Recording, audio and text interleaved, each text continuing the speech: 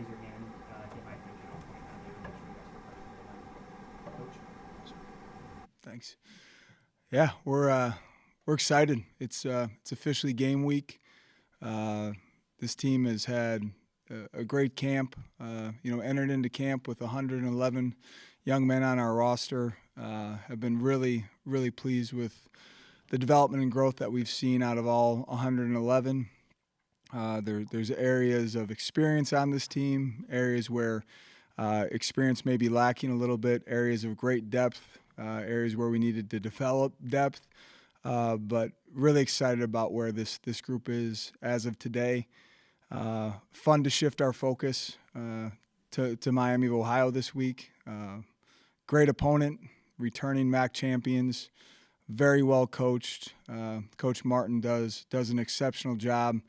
I think this group fully understands the quality opponent that we have coming in here, and we're able to kick things off today with a great Monday practice. Little different, routine for us this week. With it being week one, really loaded things up on the front end, and we'll scale back as the week goes. But it's off to a good start, and we're excited about the opportunity on Saturday.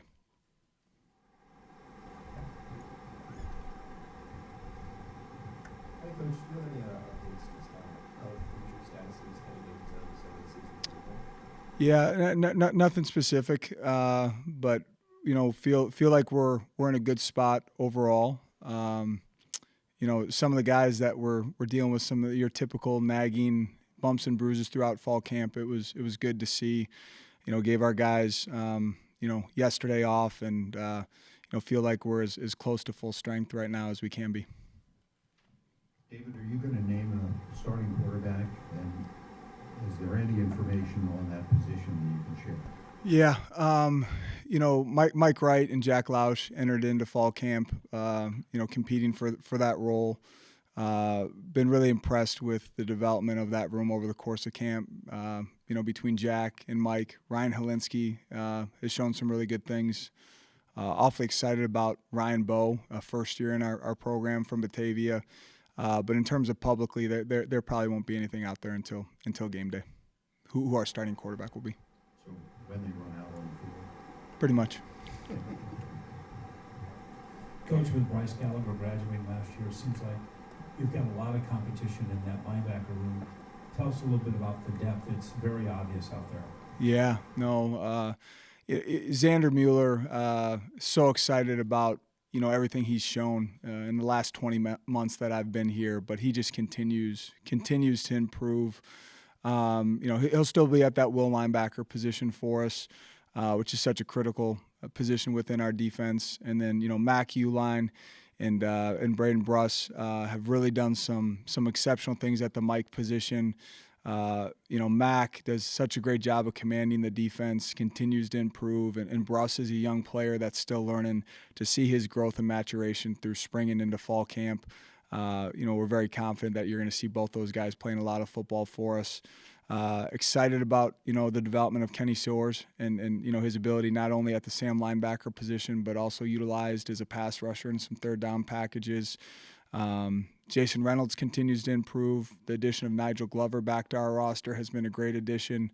Tim McGargle does a great job with that room, but definitely excited about the depth and experience that exists within that room. Grayson Metz coming back, has played a lot of football for the Cats. Would definitely say that's one of the strengths of our entire football team right now. Coach, talk about the team's health. Cornerback Corey Dye posted what looked like a broken bone to his Instagram. Is there any timetable? Will he be able to come back this season? And if not, who's looking for his replacement? Yeah, we're unsure on the timeline for Ori. Won't get into any specifics, but what I will say about Ori is, that young man's growth over the course of the last year has been so exciting. Very confident with the way that Ori just approaches everything in his day-to-day. That he'll be back on an expedited timeline, and from what we're hearing, it sounds like that's a positive timeline. So hurting for Ori, but also very excited that he'll be back in a timely manner. Unsure what that exactly looks like at this point. In terms of the cornerback room, Theron Johnson as a returning starter. Evan Smith, my gosh, has had an outstanding fall camp. Josh Fussell, entering in only his second year, played a few special teams reps for us last year, but redshirted. Those two, really excited about where their play is at. Cole Shivers continues to improve. So similar to last year, I think you'll see some rotation at that position. But Theron really leading that room with his experience. And, Josh Fussell and Evan Smith, really excited about where their game's at right now. David, as you close fall camp and kind of go into week one, what position is, if there is one that's kind of stood out from the beginning to now that is kind of cut dry, maybe developed a little bit better, or just cut dry? Yeah, I think you're asking for one position. There's a lot that stand out. I would say overall, collectively, what we've seen with the O-line from spring to now is really, really exciting. You're starting to see that group gel. There's going to be required development for every position, but specifically that O-line, even as we get into the first half of the season, to continue to find that continuity and consistency. But really excited about where that group is at. And, everyone that talks about the wide receiver position wants to talk about, Bryce Kurtz and A.J. Henning, as they should. But really excited about the way that room, Coach Binns, has gotten that group to a point where we feel really, really good about multiple guys in that room. C.J. Johnson, Ricky Amaraze, Frank Covey, just to name a few that have really stepped up their game here the last couple months. David, even though you don't want to announce anything until Sarah, do you at least have clarity right now at this point on who you're going with? And is the fact that both Mike and Jack have dual threat talents imperative for this offense too? I think that is something that Zach Lujan, I've watched him from afar for a long time. One thing I think Zach does a really good job of is tailoring the offense and the plays that are being run to the strengths of his personnel. And Mike and Jack certainly have very similar skill sets in that regard. The ability to extend plays, be a threat when scrambling, pick up first downs, keep the chains moving, can certainly be utilized in quarterback run game. Within these walls and in this facility, there's clarity on what we're going with. But at the end of the day, some of that information we just feel like is ours until we get to game day. Sure. And a quick follow-up, if you will. Expectations from afar from those who, I guess, making projections and predictions don't seem to be very high. Is that something that you and the players welcome and embrace with how it seemed to work at your advantage last year? Absolutely. I think there's two things to that. I think that's right where the Cats want to be. Chip on our shoulder, a little bit of edge to us, underdog mentality in the way that we move every single day, and also coupling that with an understanding that the worst thing we can do is pay attention to, the outside noise, any interference that could get in our way. I think this group, when we're at our best, we focus just on daily improvement and what we can control today to make sure that we're where we want to be tomorrow. Been really impressed with the way that our guys have handled that through camp. But now we're into game prep mode. It can be much easier to start letting your attention fade into other spaces. We just need to continue to stay focused on understanding our opponent, staying focused on us, and understand that the best version of us shows up with the underdog mentality with the chip on our shoulder. So when you talk about the quarterback position, obviously you might be there, even if he doesn't win the starting job. How important is his intelligence just in terms of the experience he has about that atmosphere? He said he'd go out and play Kentucky right now because he knows that team, he knows how to attack that defense. Having that knowledge, how important is that, not just for the quarterback room, but maybe not just the offense? I think it's important for everybody. At the end of the day, Mike has played a lot of football, in the SEC. Whether he's taking the first snap, from center, or just utilizes an incredible resource to that rest of the room and in their preparation, it's absolutely invaluable at any position, but specifically the quarterback position. That experience is. And I'll mention Ryan Helinski as well. Ryan Helinski's played a lot of football. His experience within that room, you can't put a value on that. You mentioned the development of the offensive line this offseason. Is there clarity on the starting five for those positions? Yeah, we do feel like we're getting there. Jackson Carcello and Jack Bailey have both been repping there, but feel like we've starting to build some continuity. I think one of the reasons we've seen such great development, specifically in the O-line room and the quarterback room, is strictly the competition that exists. I mean, we all know this when there's competition in a room. You have a tendency to see everyone improve, and that certainly has been the case through fall camp with the O-line. NCAA announced that we're looking at scholarship work that's going to have 105 next season. It's 20 more to work with. You talked with the administration about how many of those football's going to get and where you personally want to allocate those. There's been a lot of conversations, and there's so many layers to it. Those conversations will be ongoing. I think the thing that is really important to us is making sure that in this new landscape we stay true to our values, but then also find the things that we can leverage best. And we had a conversation today as a team. Earlier in camp we talked about program objectives. Today we talked about team goals, and the number one goal of this program will be to make sure that every young man that comes into this program out of high school earns a Northwestern degree. And that's something that as we navigate those scholarships, you better be really buttoned up with your scouting. You better make sure you're bringing in a young man that values a Northwestern degree, but also understands what it looks like to play on a championship level program in the Big Ten and embraces that.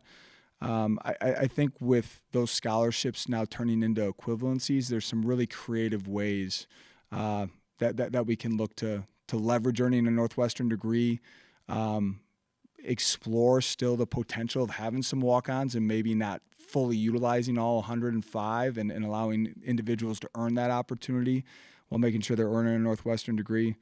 But specifically, those in our administration, Jacob Schmidt with True NU, who's very aware of the landscape, Luke Valerius, our general manager of roster development and retention. Those are things that are being talked about daily, and it's going to be quite a challenge moving forward. But with that challenge, I think there's some really neat opportunities for us moving forward into next season. Coach Christian Smith is second-year defensive line coach. Came in here last year and really made a big difference in that defensive line and their production. How is that now floated over to this year in 2024 and the depth of that room from a year ago? Yeah, it's I remember looking over at his indies that first spring and saying, my gosh, how are we going to be a four down front? We have 7 guys practicing right now, and the job that he's done, not only on the field with that group's development, but also within recruiting. I mean, you look over that D-line room now, it's like a small army over there. The depth that they're playing with, so excited where that group is at. We could talk about all the names in that room that everyone knows about, but what I really get excited about is the development that's happening with a Jaden Cameron that hasn't played much football for us, but continues to improve at defensive end. I look at a Tyler Gant and some of the development that he's shown. Jalen Pate, who was coming off a knee injury last year, that really started to catch his stride late in the season, and where he's gotten to this point. So impressed with the work that Coach Smith has done, and really excited about not only the room's state right now, but the future of that room as well.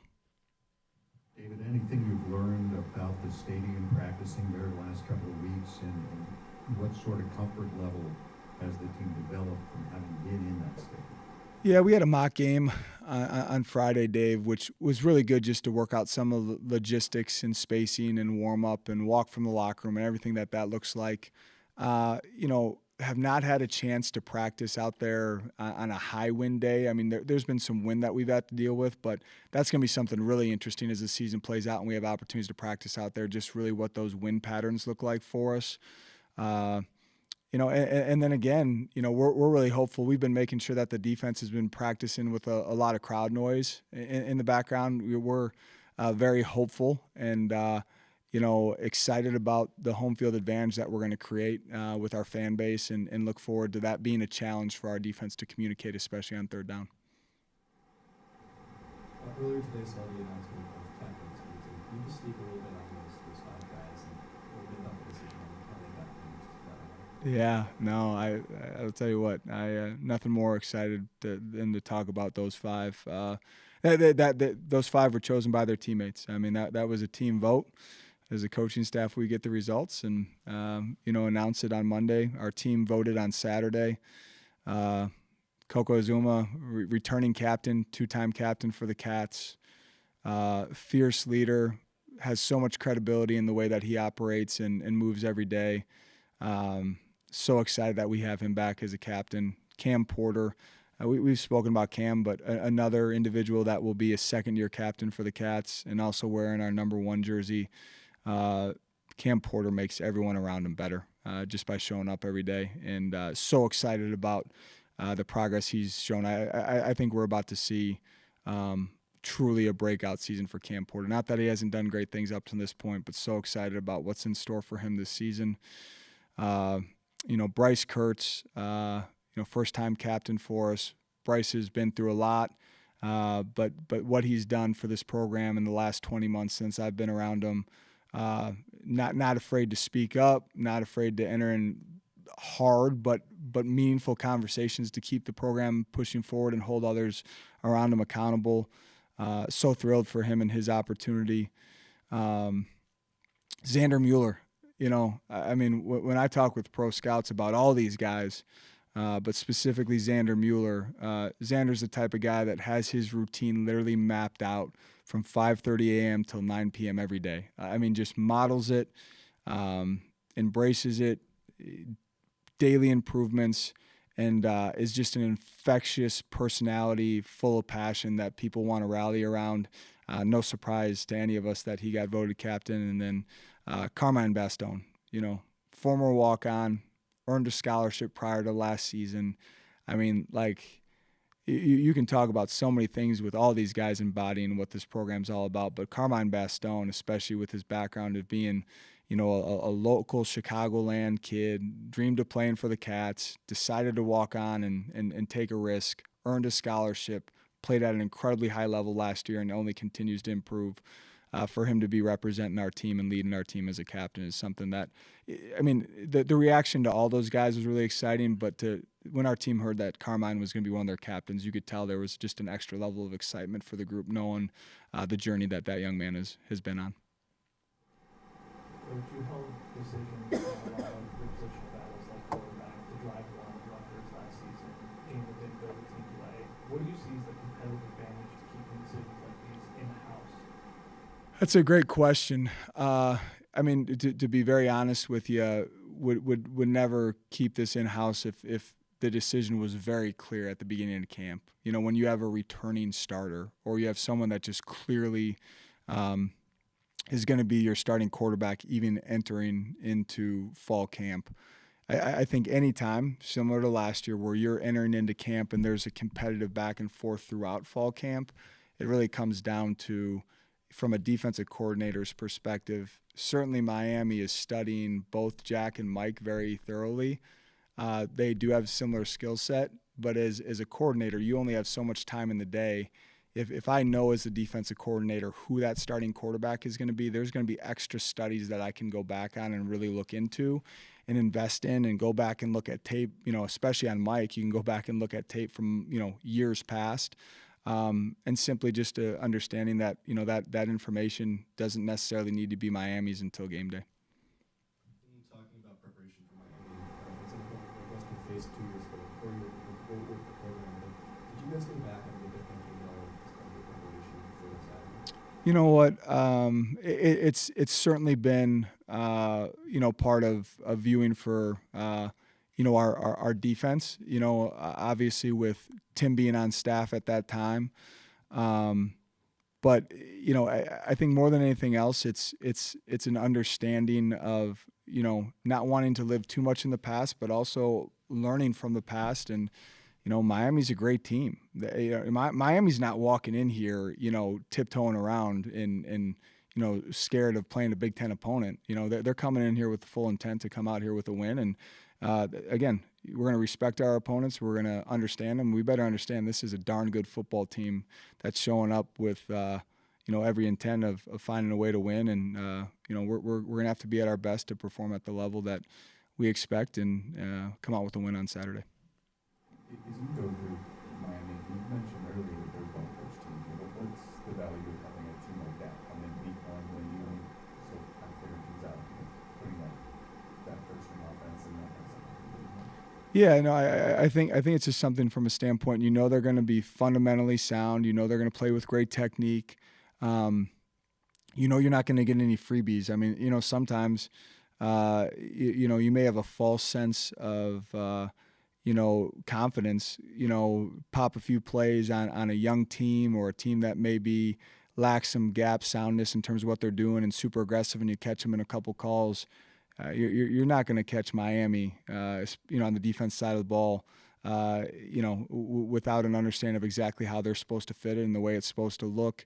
And then, offensively, very well calculated, very well thought out. Do a good job of getting to the line of scrimmage, taking a look at your defense, getting in some advantageous calls. A veteran quarterback that plays at an extremely high level, well-coached offensive line. I mean, again, we're going to be tested for sure in week one. And, as a coach, that's exactly what you want. All right. Thanks, Coach. All right. Thanks, everyone.